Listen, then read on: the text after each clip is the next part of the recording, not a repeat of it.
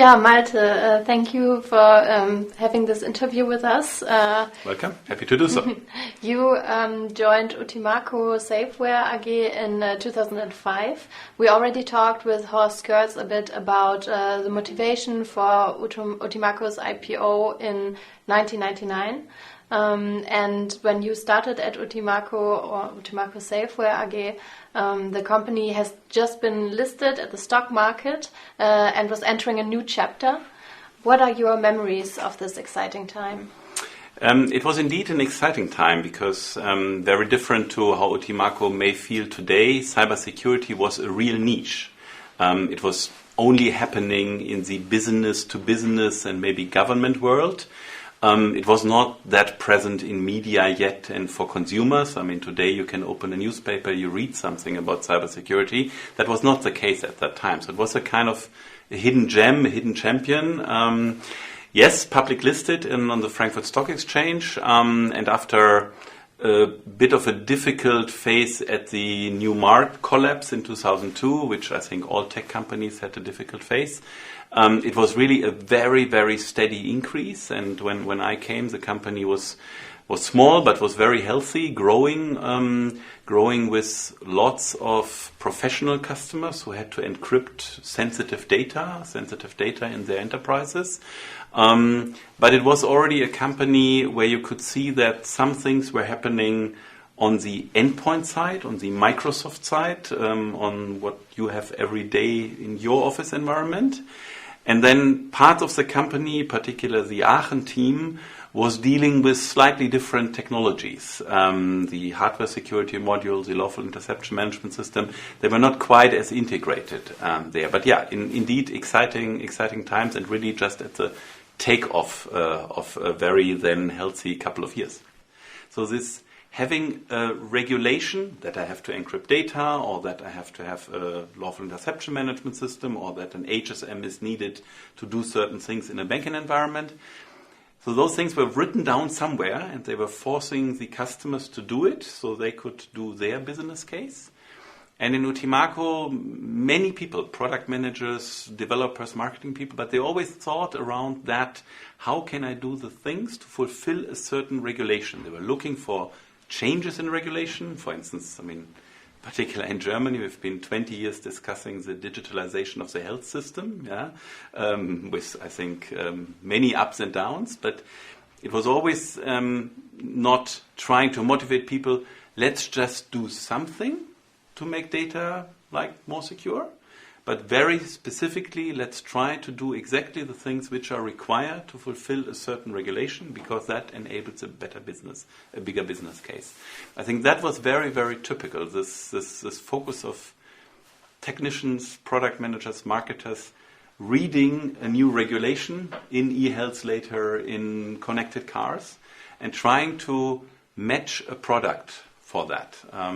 Which I think is to some extent the guarantee of Utimaco that our customers get something really valuable because they can with that further enable bigger business cases. So one of the things you just mentioned is that Utimaco's time, or the time when you joined Utimaco, is one where many new technologies were emerging. So not only did the companies and the different sites have to find out how to work best together and which technologies to use, how to unify processes, but also what would happen within the next years, something unforeseen or hard to imagine in those early years in 1999 when Utimaco had its IPO, is that technology would become such a big part of our lives, and also data security would become a personal issue.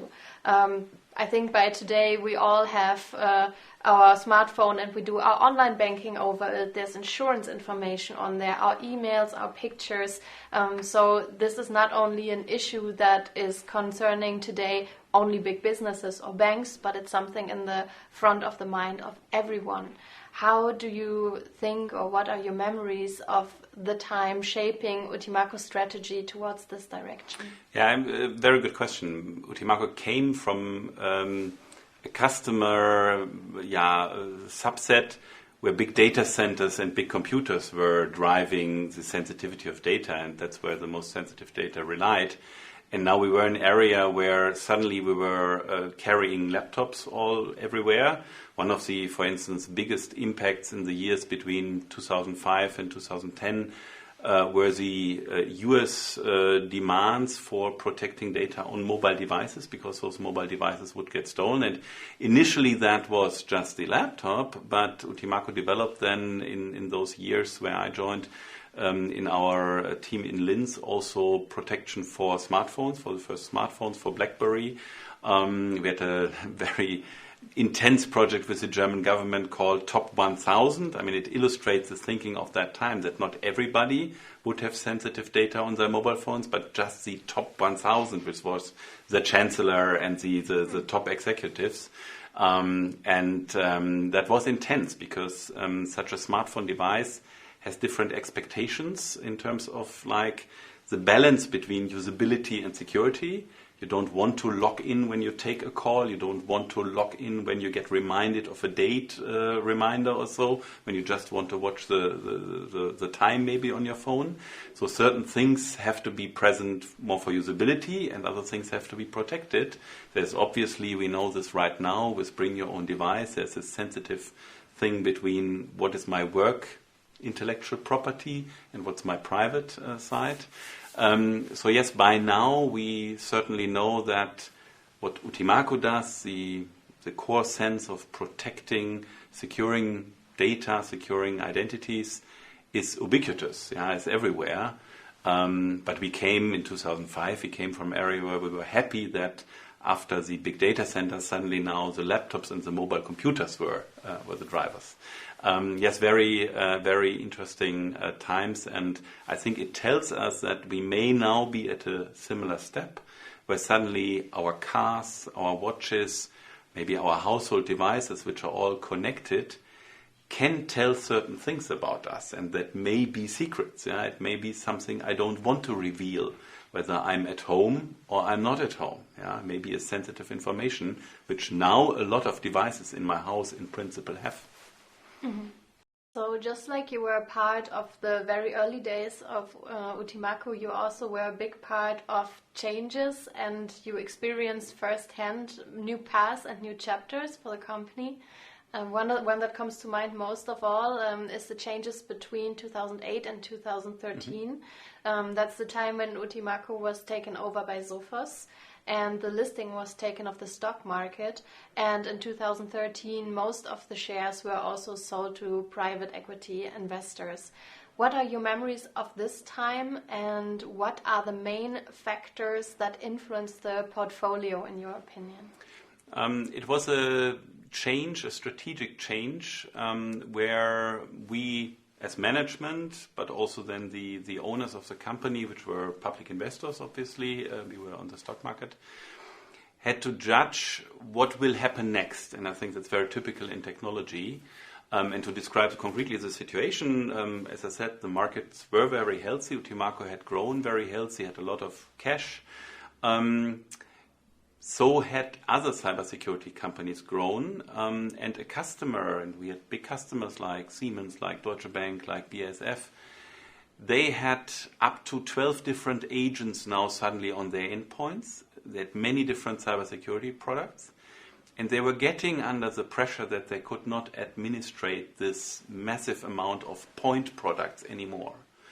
So it was ultimately a strategic change which was not selected by us as a vendor, but it was initiated by the customers. The customers wanted more integration, easier to manage products with more functionality. They didn't want to install anti-spam and then a separate VPN, a separate firewall, a separate encryption product, a separate antivirus.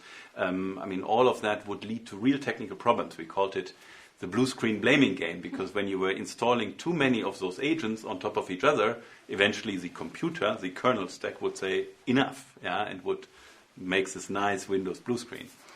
And then the customers would call the vendors and say, well, what's going on? And we all blamed each other. That's why it was the blue screen blaming game. So the market was changing, and a couple of our competitors had already consolidated to, for instance, antivirus or firewall companies. And then we were at that same junction point, basically, and had different offers, had different opportunities, negotiated with Symantec, didn't find that was attractive enough, and then Sophos, who was one of those antivirus companies without encryption. They became very interested. It was a UK company from a city close to Oxford. And for them it was an important step because they also were under the pressure that eventually antivirus alone was not enough to sustain a business. So it's this, I think, always reoccurring topic that as shareholders or as management of technology companies, you have to look into the future and you have to judge how certain market forces will develop. And then, quite technically, it was an offer to the public shareholders. It became accepted over a certain barrier. So we as management had then the task to make the best out of that and to integrate that. But I think it was also the right step at that point for the company. The company was, as a majority, dependent on the endpoint encryption product. HSM and LIMS were small parts. And we protected HSM and LIMS in the separate company throughout then 2013. We kept Utimaco for various reasons separate, but only with the HSM and LIMS portfolio, and integrated the endpoint protection with the endpoint antivirus of Sophos, where it in principle still is today. And during that time, of course, a lot of changes happened. I think a corporate ownership is different than a private or a public market listing. You have to agree more things. You have to discuss more between Oxford and Aachen and Frankfurt and Munich and Linz. We had already there many different locations. We became convinced after a certain time that while it was the right thing for the endpoint encryption business, there may be a better situation for HSM and LIMS, which was mainly at that point still Aachen located, but already a very international business. About 70 people, about 20 million revenue. And then in 2013, and that was one of the rare situations where you could really say it was a win-win-win situation. So we agreed very kind of collaboratively with Sophos that we would carve it out, so take out this part with the name Utimaco, with the location, with the legal entity, and found from Munich and Luxembourg two close private equity investors. We looked as management deep in our pockets, but there was some money, but not enough to take everything. They became, Pinova and BIP became very, very good co-investors in the company. And in September 2013, we made Utimaco again stand alone, but it was then in a slightly different Utimaco. It was what you know today, HSM and LIMS technologies, and by now, of course, much, much more than that.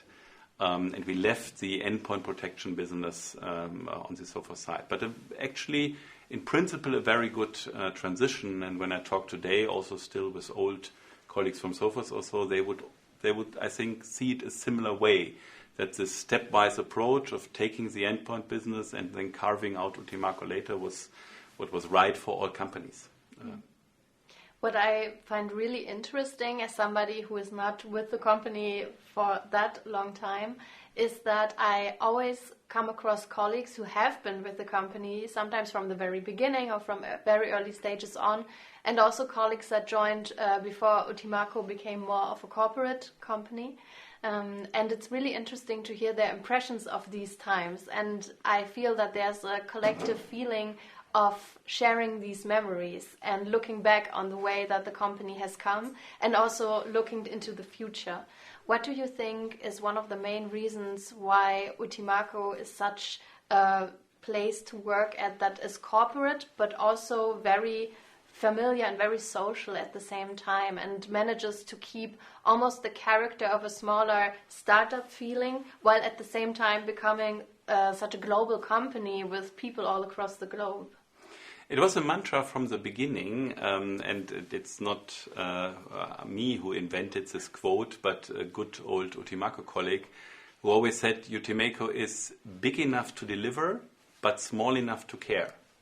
which I think is a very, very nice combination, which illustrates Utimaco in 2005, but equally in 2013 and equally probably today in this market. And now it's 600 people, so it's a much bigger company, but I would still illustrate it big enough to deliver, small enough to care. So being somebody who has the power to really appeal to worldwide markets, to sell to worldwide international customers, to by now be really present also in many places of the world. We were not that strong back in 2005 or 2010, but we were already selling to a lot of global companies. Utimaco always had very strong reselling partners, OEM partners, which made it a very global company. That's a big enough side. And then the small enough to care side is really that we're focused as a company on what we really know, what we really master, knowing the technology, not only reselling bits and pieces from somebody, but then being also small enough to care that the customer with a problem can call and is like in a reasonable time connected to somebody in the know. I'm not saying that you should right away call into the development team, but when we all know large companies where you are in call centers in the support and nobody has any clue, and it's very hard for you as a customer, maybe sometimes impossible. Me at least, sometimes privately have those frustrations that I never get to somebody who's really able to help. And these organizations are too big at the end. So I think that is one side where it was interesting for people who wanted this focus and being able to care and knowing where the code I develop or the product I sell or maybe the customer I serve, if I come from business operations, where it ends and that I take some responsibility for that. And we've always stayed true to that model, even if the company has gone through different changes. But it's an expectation setting also. I've tried to moderate some of these changes by reminding people internally at Utimaco that the most important things are the decisions we take ourselves. In which markets do we go? Which products do we release? Do we develop feature A, B, C? Do we increase our prices? Who do we take as partners on board? That is more driving what we can achieve and how successful we are than so much the shareholder situation, whether it's public listed or private or corporate. And I think bottom line, if some people step back, they would see it the same way. They would not be, people who have been long at Utimaco, they're not so afraid of these shareholder changes because they know I've seen many different situations and at the end, come on, it matters what we do. But I also accept that any change to some extent has consequences. So I think let's remind ourselves, more important is very often what we decide. If we are successful with our business, our product, our customers, then we can mostly decide where our destiny is. As you pointed out earlier, we are in a time now where you can Google everything. There are books on everything. You could probably type into Google, how do I grow my cybersecurity company? And somebody would have written something about it. But back in 2013, that was not the case. And Utimaco was not only a hidden champion, but also one of the first and by today a global player in the field. And the cybersecurity field, because of its heavily security-driven environment, including certifications and very specific government-related restrictions, is a hard field for example, a startup to just develop into. Regarding this, where do you draw inspiration from in driving the strategy, or also back in those days, what were some of your main sources of inspiration for the company? It can be a hard area for innovation because you need, as you rightly say, you need to keep several things in mind. In a field like Utimaco, hardware, software, surrounding technologies, regulation. But to some extent, I would also say it's a good field for innovation. In cybersecurity, we are at a place where we permanently have new challenges. We permanently, through the development of new technologies, generate new attack possibilities. And those new attack vectors will happen. They will appear. I mean, just let's look at the moment how many blockchain wallets are being broken every day. That was not a problem 5 years ago or 10 years ago. But it has become an issue because there's value and people go after that value. And the demand on the cybersecurity companies is to find solutions for that and protect that. So I think by just the nature of this permanent innovation on the attack vector side, there's actually a good field for innovation. We see lots of startups in whether it's quantum, whether it's now leveraging also positively artificial intelligence in order to protect better, whether it's new areas of computing. I mean, we had early stage where computing will change and we're getting to the end of Moore's law very soon. And then whether it's quantum or neuromorphic computing or analog computing or so, will push us into the next level. And that all will generate issues. We know that from quantum computing, that it generates security issues. And that is, again, a call for new innovation and solutions. It is a demand on the cybersecurity companies to protect the customers into the future. That's why that's the task of everybody in a company. Sitting in front of the customer cannot be only listening, dear customers, tell me what problem you have right now, and here's my solution, and you pay me for that. The customer expects that we give him a feeling of trust and security for the next foreseeable future, for the next couple of years. They want us as cybersecurity industry to innovate so they stay protected. And I think it's a fair expectation. That's why possibly the share of research and development investment in cybersecurity will always a little bit be bigger than in other software areas, which can afford a lower level there.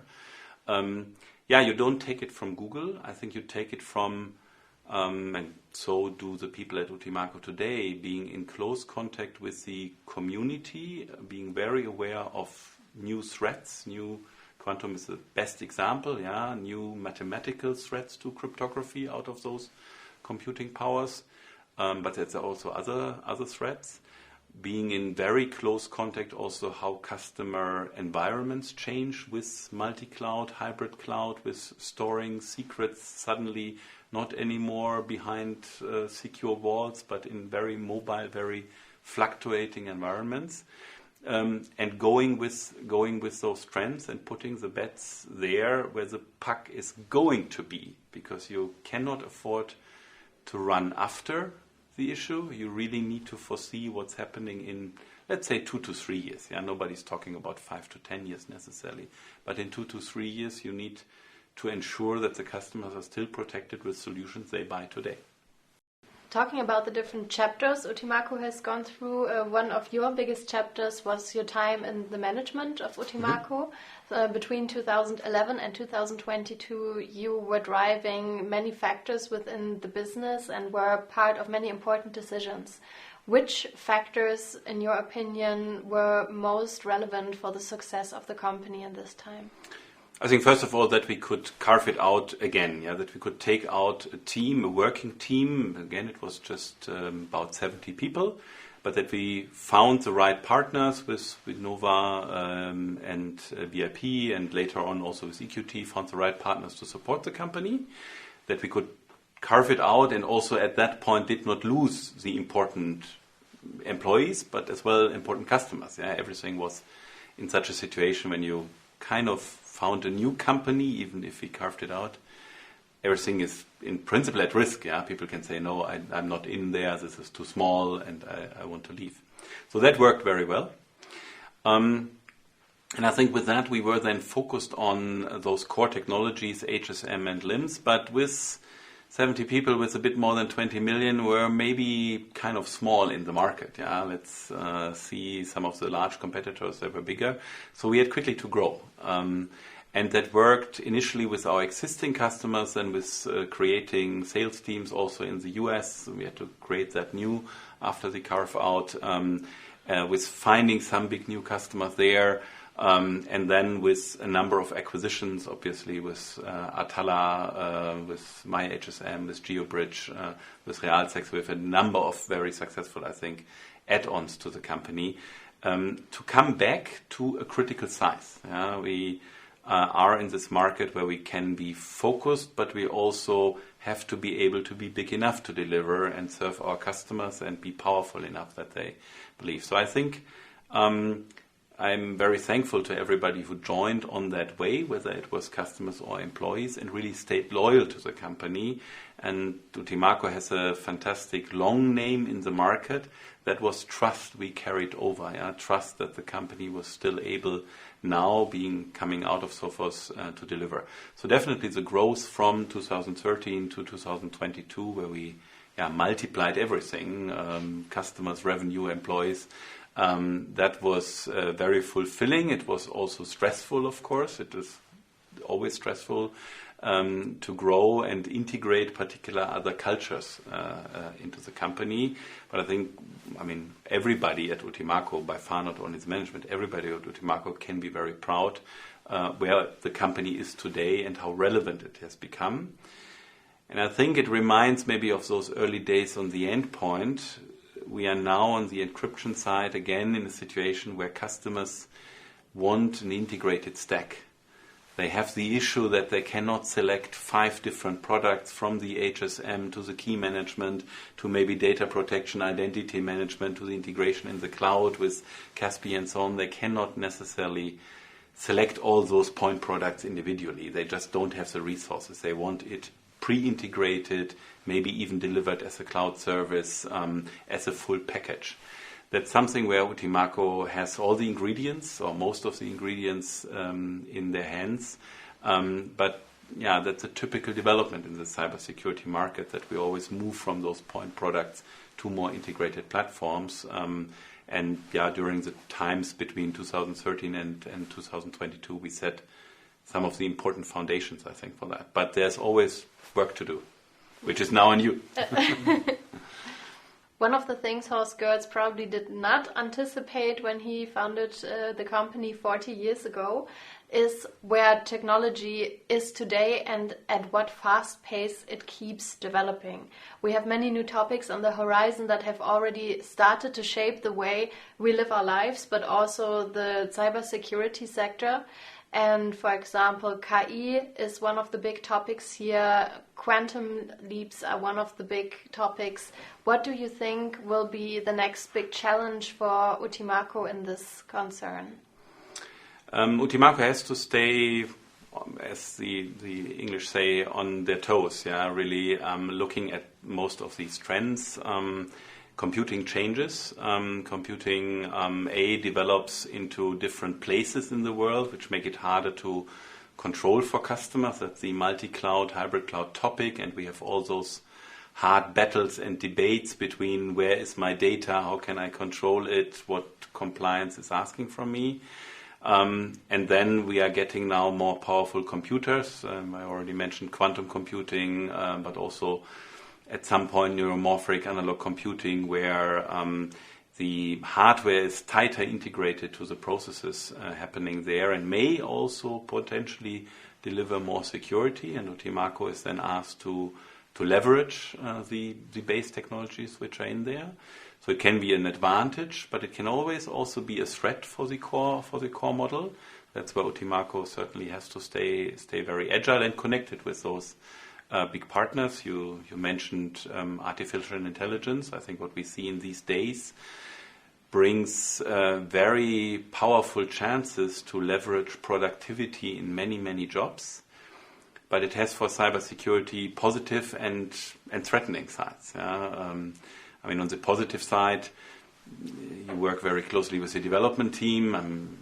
You're much more in the day-to-day business. I'm not sure how much you already leverage today, artificial intelligence, but tools like GitHub Copilot and so on, they can help maybe not even the security-sensitive developers, maybe the developers of consumer tools and infrastructure tools out there to do less mistakes. If they control that all your API calls were correct, if they help you to document properly, if they help you to find some obvious mistakes, to generate more test cases, to help more on test-led development, I think they will make IT products better.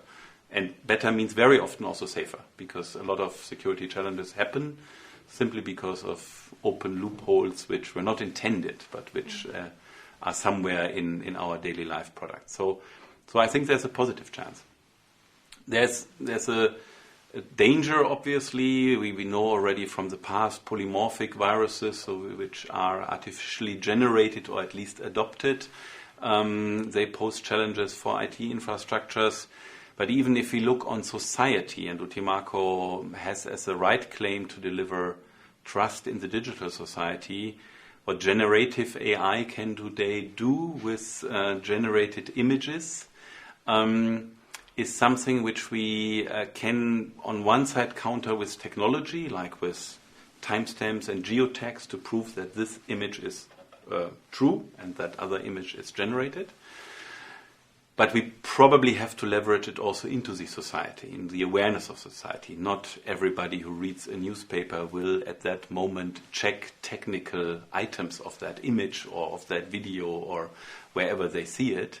They need to generate an awareness, and we need to leverage that security awareness in society. Otherwise, we become victims of people who want to misuse this generative AI tools. So I think there's potential, positive potential, but there's also challenges. In today's world, I definitely think that our lives will change a lot in the coming years, just like they did in the past years.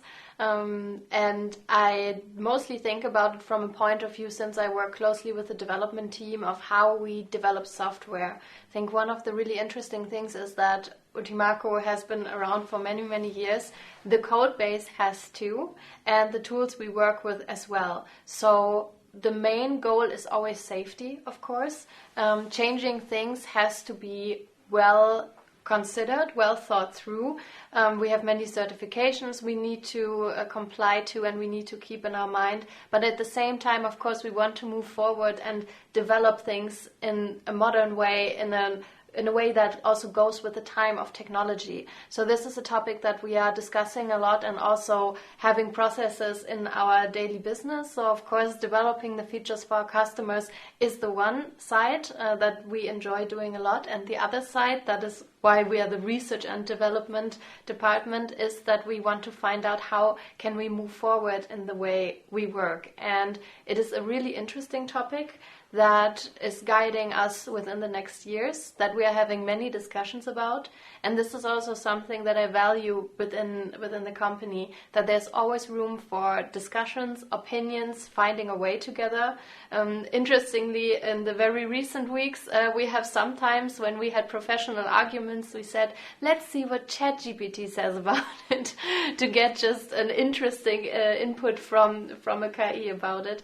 Not that we take this for granted and say, oh, this is the right thing, but it's interesting to gather information from sources like this. Yeah. Utimaco had many new developers join in the last couple of years. I mean, just joined from the market or joined through acquisition. How is it for you to integrate these people in your work processes? Where do you see the biggest maybe surprise or challenge they have? I think one of the biggest things that we tell everybody who starts in our team is the learning curve is steep, but you won't get lost. We have it figured out for you. So we have, in the recent 2 years, revised our onboarding process, especially for developers, since there's a lot to know. We work in a very complex environment, and there's also many processes to get familiar with. So this is definitely something I love seeing when somebody new joins the team, all the question marks in the first days, and then they transform into exclamation marks within the first weeks already. And that is really great to see. And also the support between the developers. We have a team, we have people that have been here for a long time, we have people that come fresh from university, we have people that start here as developers, and then develop into other roles within the company. And it is a very frugal environment for anyone who's looking for a career and to grow their talent in the company. In the times where I was responsible for Utimaco, it was sometimes a battle to get people into the company and see that security can be cool, can be a hot thing. And I mean, there were competition against, for instance, digital cars and the next app level or so. I mean, what's your perception? Where you personally find that what you do every day and where do you develop security is like cool and hot?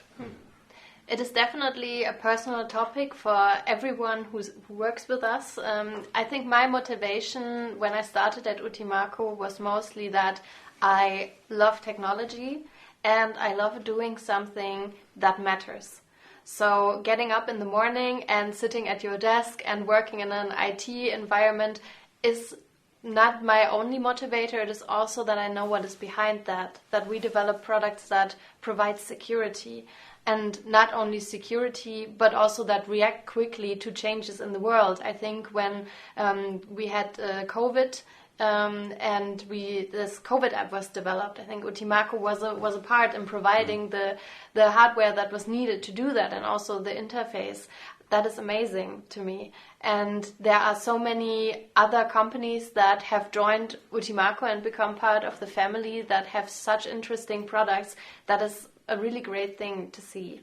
And in general, working at Utimaco, I think that the main factor that drives us is that we can shape the future. So yes, we have products that have been around for a long time. The crypto server is an icon, let's phrase it like that. But we are also in the recent 2 years working on UTrust Anchor. That is so exciting because developers, also young developers that start to gain knowledge in the field, become experts in this new product that we can shape in the way we want to react to the challenges that the security sector has for us. And that is a very interesting thing that motivates us every day. In like the early days on the public markets, but also in 2013, Utimaco was international, but was still a very German company. It had the positive sides of that German origin, big trust, and I think it's a good brand on the worldwide markets.